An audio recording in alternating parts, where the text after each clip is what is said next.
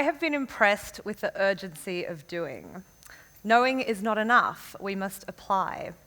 Being willing is not enough, we must do. While I wish these were my words, they're not. They're the words of the great Leonardo da Vinci. But it's this urgency of doing that I want to talk to you about today. Because sometimes it's hard to not feel utterly helpless when we think about the crippling problems facing our planet: poverty, inequality, climate change, water scarcity, hunger, disease. We know plenty about these challenges, and there's no shortage of willingness to address them.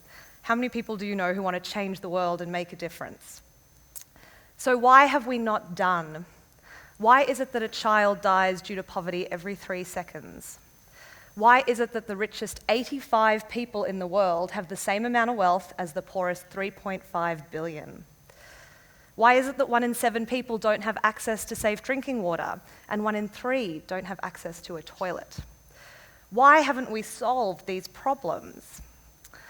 Maybe the answer is that we're not yet using all of the tools at our disposal. Maybe we're still relying too heavily on traditional approaches like government aid and charity. It's time for us to adopt new ways of thinking and harness new tools if we want to make this world a better place to live. Today I want to introduce you to a very exciting movement of people who are doing just that. Meet the corporate changemakers. Ordinary people affecting social and environmental change on extraordinary levels. Their tool of choice? Business. Corporate changemakers are working from within existing businesses, and they're also building brand new ones to generate social impact on a massive scale. And in their urgency of doing, they're changing the way that business is done, and they're demonstrating that business can actually be a solution. I want to emphasize that these are ordinary people, just like you and me. I'm a 25-year-old government employee, and I co-founded a social business called Pollinate Energy that works to improve the lives of India's urban poor. But before we get to my story, I'd like to tell you a bit about a man named Nick Hughes, because this guy, in my mind, exemplifies change-making from within big business. 8 years ago, in Kenya, 74% of the population did not have access to formal financial services. Imagine what this means. It's very difficult to save money in case of illness or disaster. You can't get a decent loan to start a business, and you can't get insurance to protect your assets. But 8 years ago in Kenya, while hardly anyone had a bank account, virtually everyone had a mobile phone. Nick Hughes was an employee at Vodafone who looked at this dichotomy, and he saw a business opportunity for his company.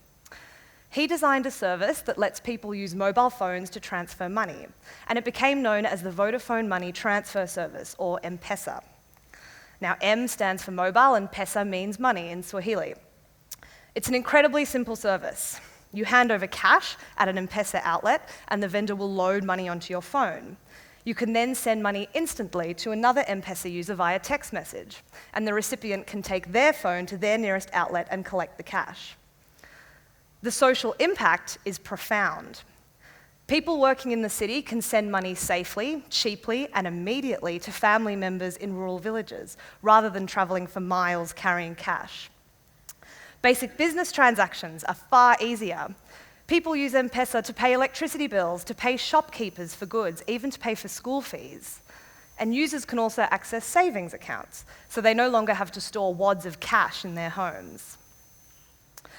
Within 2 years of launch, 40% of all economically active adults in Kenya were using M-Pesa. The program's been replicated in a number of other countries, and today it has over 16 million active users. What a huge new market for Vodafone. And this scale was only made possible because it was Vodafone. Because one corporate change maker leveraged the branding, the networks, the capital, the infrastructure, the ecosystem of an existing corporate entity. So you can see from what Nick created that corporate change-making goes well beyond corporate social responsibility because it fosters long-term, sustainable, and scalable social change. And the incentive for big businesses isn't just to tick that sustainability box and to make them look like good global citizens. The purpose is also profit and competitive advantage. I'd like to tell you about a second corporate changemaker called Miriam Turner. Miriam is an employee at Interface, which is a $1 billion carpet tile manufacturer. Now, Interface gets its yarn from a supplier company called Aquafil, who use a lot of recycled materials, including old commercial fishing nets. Miriam knew that around 640,000 tonnes of discarded fishing nets and equipment ends up in our oceans each year. She also knew that in poor countries, local fishermen will often discard of their old nets either on the beaches, where they cause pollution, or in the sea, where they can last for 600 plus years, continuing to catch and injure marine life. But knowing was not enough. Miriam was struck by the urgency of doing. So together with the Zoological Society of London, she designed a new supply chain approach for Interface called Networks. The project was launched in the Danajon Bank in the Philippines, one of the most degraded coral reefs in the world. How does it work?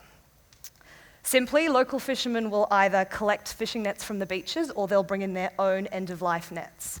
They are paid by weight for the collected nets, which are purchased by Aquafil, who then transform those nets into yarn. Thanks to Networks, beaches in the Danajon Bank that used to be covered in nets are now picked clean. The program's also created supplementary income for local fishing communities. For every 3 kilograms of nets collected, a family of 5 can put another meal on the table. And it's given Aquafil the highest quality nylon that the organisation has ever used, which in turn has provided Interface with a new source of recycled material for its carpet tiles. Networks has now been adopted across all of Interface's global business units and is expanding into West Africa. Why? Because at the heart of corporate change-making is the little-known reality that profit and social impact don't have to be incompatible. They can be mutually reinforcing. There's an obvious caveat here, because business is not inherently a solution to all of the world's problems. In fact, sometimes it's the cause. But Nick and Miriam's stories demonstrate that business can be a solution when it's done in new ways and focused on shared value, social and environmental as well as financial. There's another brand of corporate changemaker I want to tell you about, and these are the entrepreneurs who build their own businesses oriented around creating social change. A social business sits in the space between charity and business. It's not a charity because it's financially self-sustaining, not dependent on grants or donations. But it has a social vision and mission, unlike many commercial businesses which aim solely to maximize profit. And any surplus profits made aren't doled out to shareholders, but are reinvested back in the business with the aim of increasing social and environmental impact. I told you earlier that I co-founded a social business, so let me tell you a little bit more about what our business does. In 2012, I met 5 other young Australians, and we identified a social challenge. We knew that 1.3 billion people in the world today live in energy poverty. 1.3 billion. If you live in energy poverty, you've got no access to electricity. So when the sun goes down, your world goes dark. You're most likely dependent on kerosene lamps for lighting. This means you spend about $3 a week on kerosene. That's roughly a quarter of your household income. You cough constantly, have frequent headaches, and more than likely have a respiratory illness from the toxic fumes emitted by the kerosene lamp. The light's very weak. Your kids can't study. If you're a tailor or a shopkeeper, you can't work. And while this wouldn't be at the top of your priority list, burning kerosene also produces climate-changing black carbon emissions. We asked why. Why does energy poverty exist on such an incredible scale? It's not because of a lack of technology. There are plenty of durable, affordable, quality energy products in the market. The real problem is the lack of supply chain and the failure to get those products to where they're needed most. Now, India has the highest concentration of people living in energy poverty than any other country in the world. And a substantial portion of those people don't live in the rural areas as you might think, but in the heart of India's cities, in urban slums. The people who live in these slums are primarily rural migrants, and they've moved to the cities searching for a better life for themselves. They set up tents on vacant plots of land, often illegally, facing constant risk of eviction. They're what's known as the invisible city makers because they do the jobs that nobody else wants to do: rag picking, street sweeping, domestic work, construction work, waste collection. They're marginalised by the rest of society. They don't have bank accounts. They're mostly innumerate and illiterate. And they're highly transient, moving around to follow the job opportunities. For all of these reasons, the slum communities are very difficult to service, and they've been neglected by NGOs and by microfinance organisations. But we identified another attribute of these slum dwellers. They're exceptionally capable people, good at solving their own problems, and they're good with money. They have to be because they've got so little of it. They're highly risk-averse because they're vulnerable, but they want to be a part of the economy, and they just need to be empowered to do so. And there we were, a group of young Aussies who knew that there was a problem, who were willing to act, and who, above all, were seized by the urgency of doing. So we created social business Pollinate Energy, a distribution network designed to serve India's underserved slums and empower the urban poor. How do we do it? We recruit local Indian men and women who provide door-to-door service, selling and maintaining solar lights in urban slums, and we call these men and women pollinators. Pollinators are given a business in a bag. This means they receive intensive and ongoing training, as well as smartphones with a cloud management data system, rotating stock, service support, and perhaps most importantly, moral support. Pollinators will sell products for between 30 to 45 Aussie dollars, depending on the solar light. But our customers only earn $1.80 a day. Our products are affordable because customers are given the option to pay in weekly installments. The payback period is roughly 4 months, and after this time, the customers can begin saving the $3 a week they were previously spending on kerosene.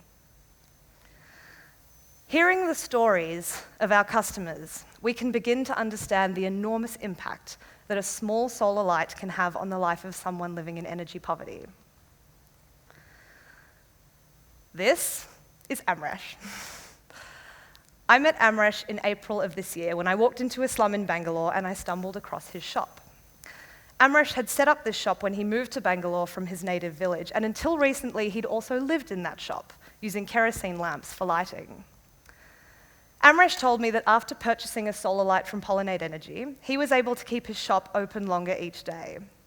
He could work more effectively preparing food for sale, and the shop had become a much more social place because people could see when it was open, so they were more likely to visit, often staying just for a chat. In 4 months since he bought the light, Amresh has doubled his weekly income, allowing him to move out of the slum and rent a room close to the shop. Best of all, he's been able to bring his wife, his mother, and his 2 children to Bangalore to live with him. What do you think? Pretty fantastic story.